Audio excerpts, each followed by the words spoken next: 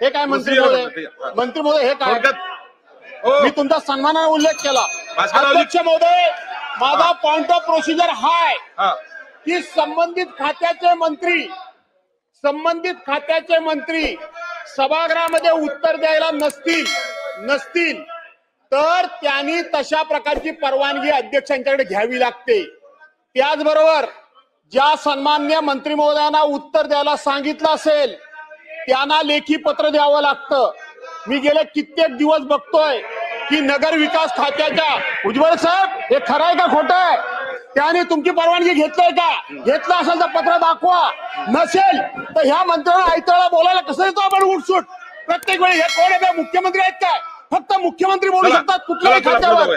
कोणी कुठलाही मंत्री कुठल्याही खात्यावर बोलू शकत नाही। क्रमांक 5 सन्माननीय सदस्य भास्करराव जाधवांनी जो मुद्दा या ठिकाणी उपस्थित केलेला आहे। अरे सभागृहात काय झालं? अरे हे काय मंत्री महोदय हे काय? मी तुमचा सन्मानाने उल्लेख केला। अध्यक्ष महोदय, माझा पॉइंट ऑफ प्रोसिजर हा आहे की संबंधित खात्याचे मंत्री सभागृहामध्ये उत्तर द्यायला नसतील तर त्यांनी तशा प्रकारची परवानगी अध्यक्षांच्याकडे घ्यावी लागते।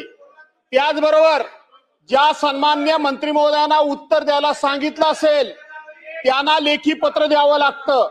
मी गेले कित्येक दिवस बघतोय की नगर विकास खात्याच्या उज्ज्वल साहेब, हे खरं आहे का खोटं आहे? त्याने तुमची परवानगी घेतलंय का? घेतलं असेल तर पत्र दाखवा, नसेल तर ह्या मंत्र्यांना आयतळा बोलायला कसं येतो आपण उठसूट प्रत्येक वेळी? हे कोण आहे? मुख्यमंत्री आहेत काय?